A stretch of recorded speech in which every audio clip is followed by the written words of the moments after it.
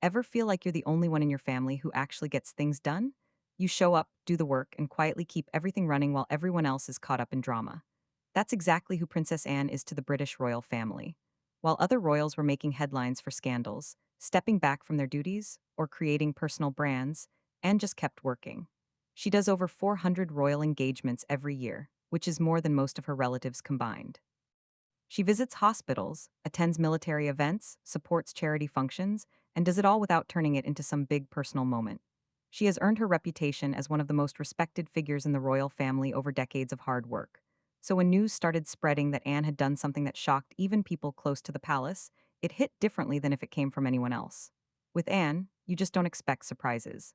That's the whole point of who she is.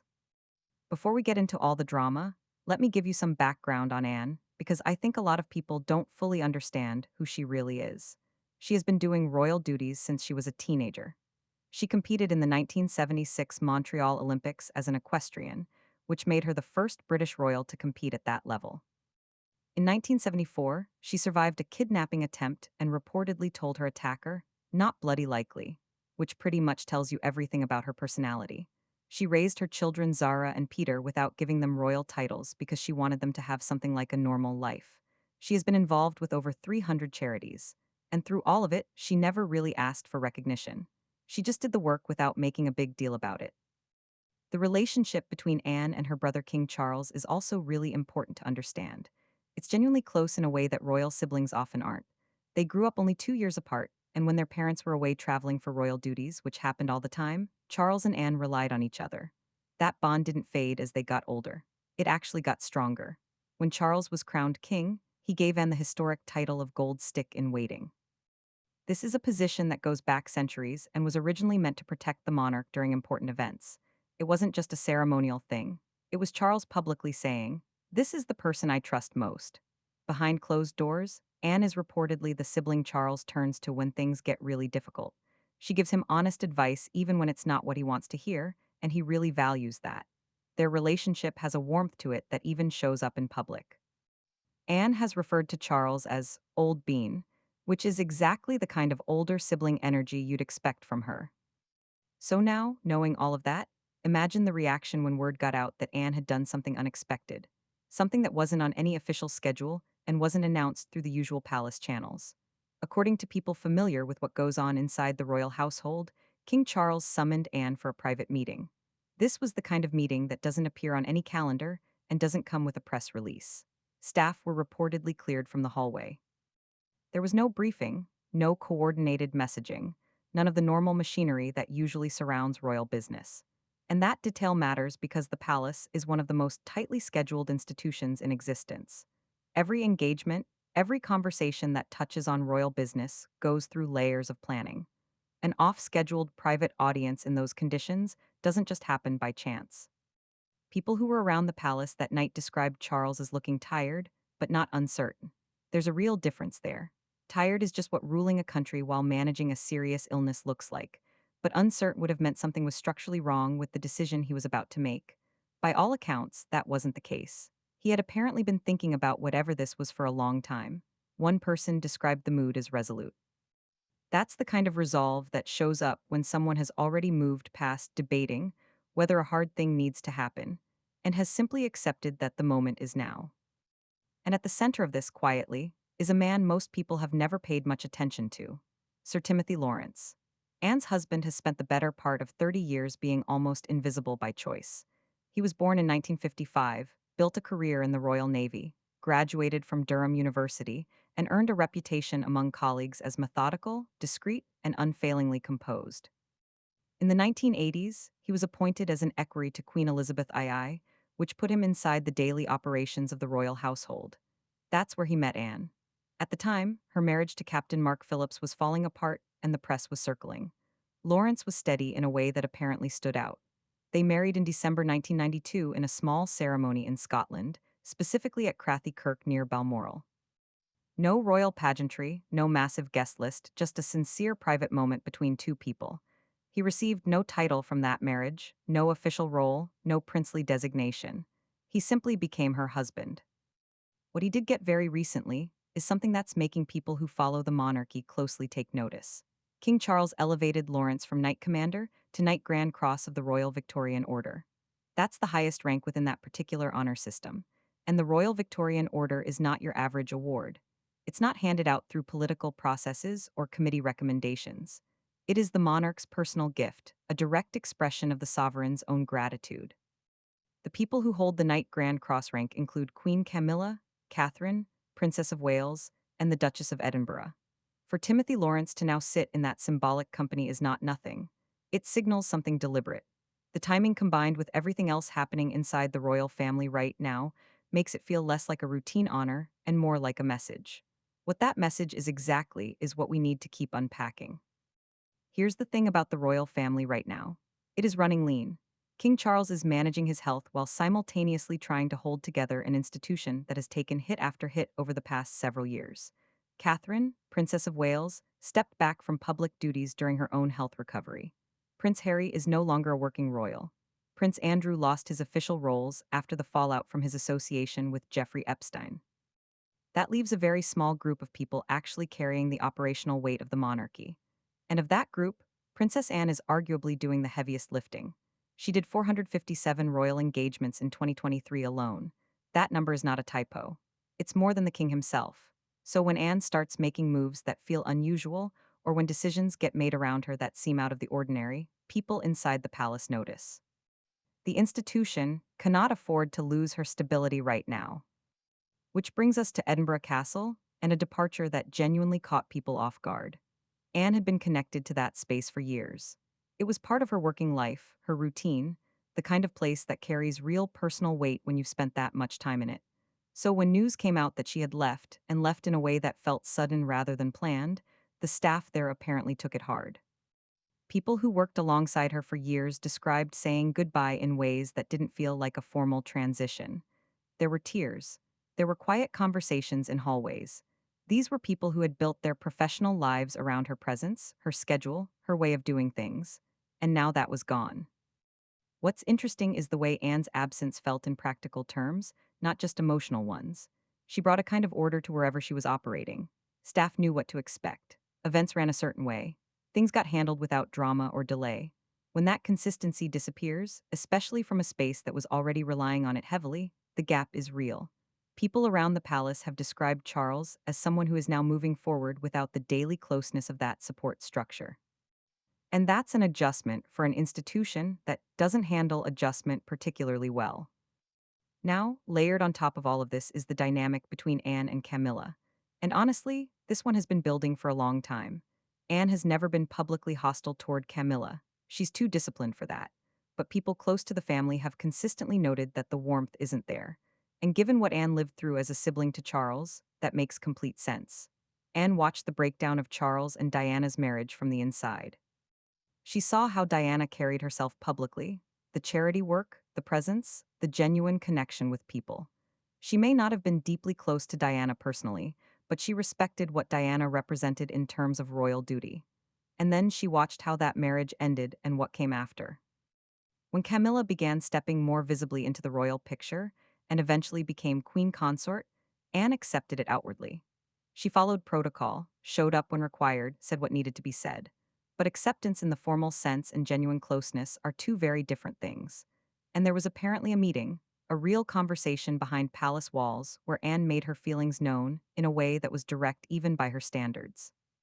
The details that have come out describe Anne raising the question of what a queen consort actually owes the public in terms of effort and service. She wasn't framing it as a personal attack. She was framing it as a question of principle.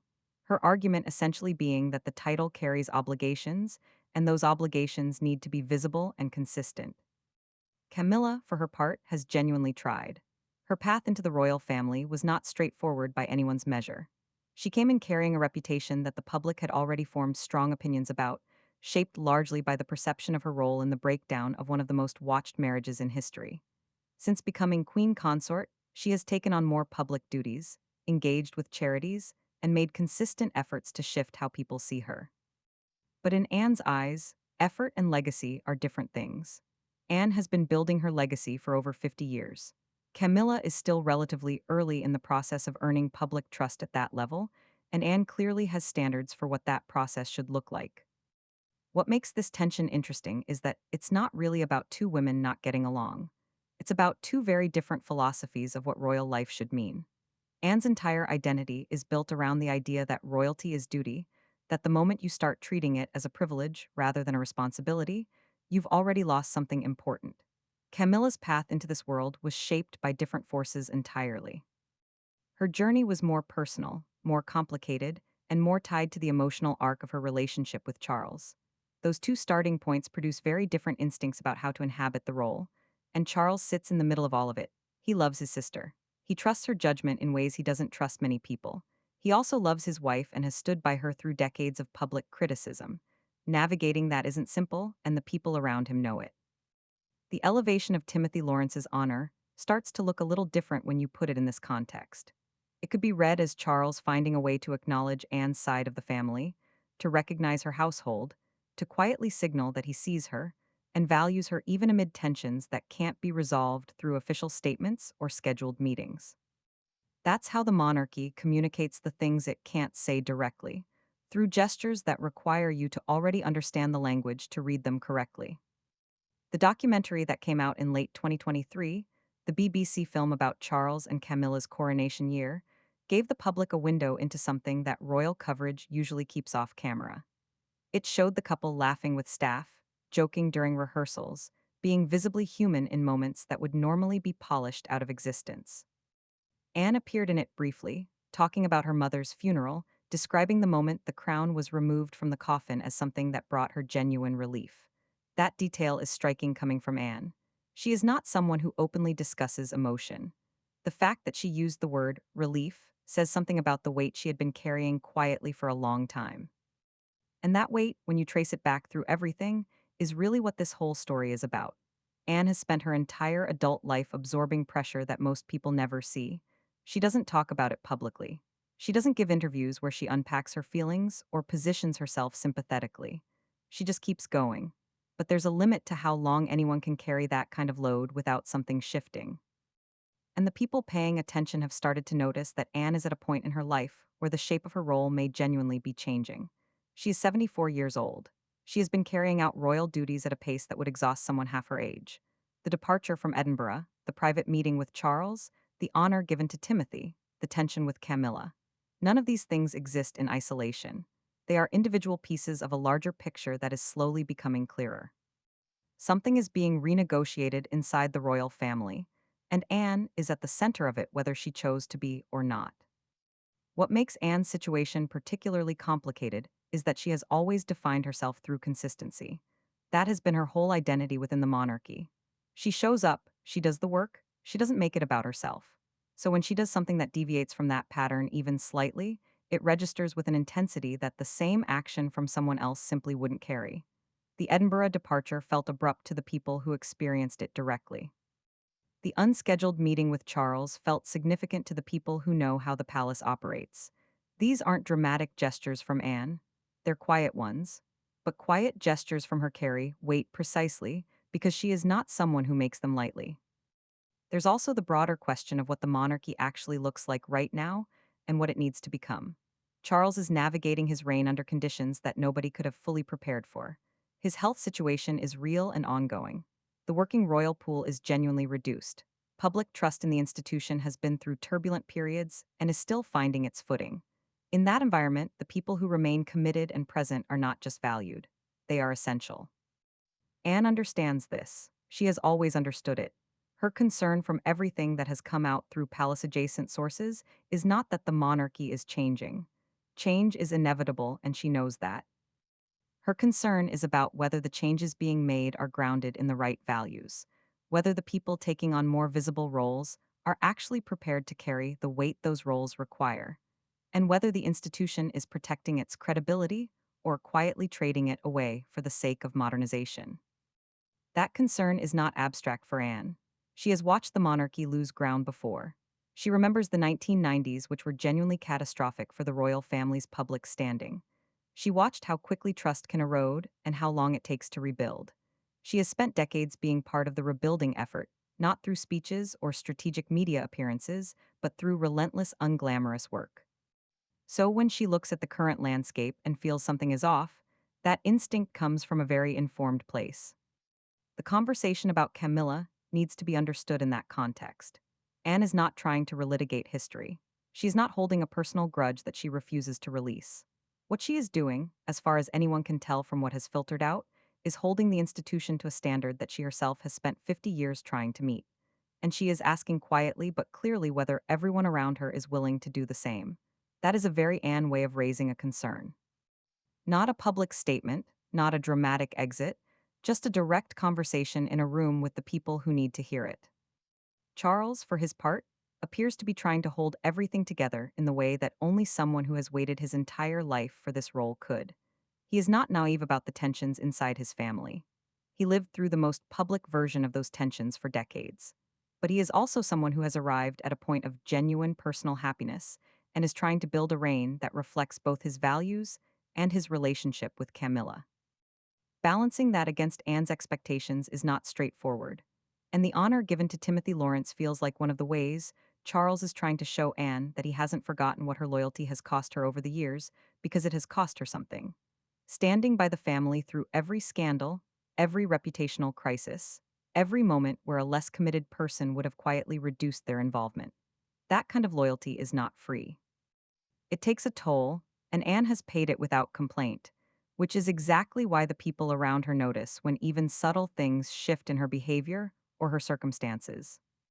What Britain is watching right now, even if most people don't fully realize it yet, is a woman who built her entire identity around service to an institution deciding what the next chapter of that service looks like. She's not walking away. That is not who Anne is, and it never will be. But she is clearly asking questions about the direction things are heading, and she is asking them in the way she asks everything directly, privately, and without any interest in how it plays in the press. The monarchy has survived for as long as it has partly because of people exactly like her. People who don't need the spotlight to stay committed, who find their purpose in the work itself rather than the recognition that comes with it. Anne represents something that is genuinely rare, not just in royal life, but in public life generally. A person who could have coasted on her position for decades and instead chose to earn it every single day. Whether the monarchy fully appreciates that while it still has it is the real question hanging over all of this. Because the thing about people like Anne is that you often don't understand what they were holding together until the moment they're no longer doing it. And right now, with everything in flux inside the royal family, that is not a moment anyone should be looking forward to finding out.